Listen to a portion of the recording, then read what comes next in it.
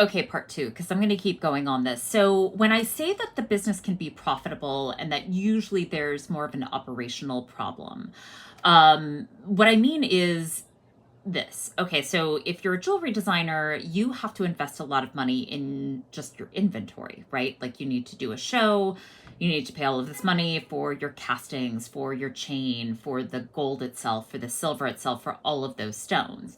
And then, some jewelry designers can also do their own production, and many do. And some outsource. So if you're the stone setter, guess what? You don't have to invest in metals. You don't have to invest in the stones themselves. You maybe have to invest in the equipment, but that equipment lasts years and can earn you money on every job you take. So a lot of the jobs you'd be taking on are pure profit for your business. Same with casting.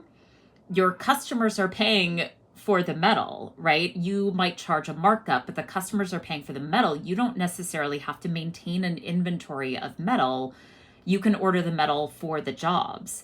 Um, and then of course you need like the kiln and the flasks, but you buy that once and it can last you years, right? It's just the investment that you need to repurchase all the time, right? But you don't have the same kinds of costs that a designer or a jewelry producer would actually need to take on.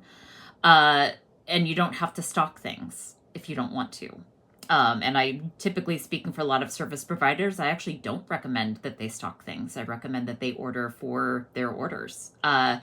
And, the other missing piece of all of this is if you're a person who likes people, who can communicate even at a bare bones level, and values some level of organization or operational success in your business, this is a field that is frankly wide open in the jewelry industry right now, and there is need.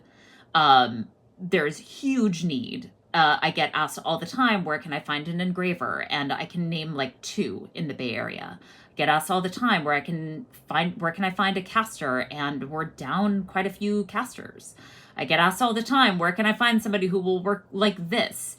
And there's a limit, and we could really use more people. So if you're one of those people who thinks that that's a route you want to go in, maybe you're not as interested in the designer route, there is a route to operate these kinds of businesses in a way that still keeps you adjacent to creatives and creativity, while also providing a truly valuable service in the jewelry industry. So drop a question in the comments if you want to know more about this, but this is definitely a need, folks.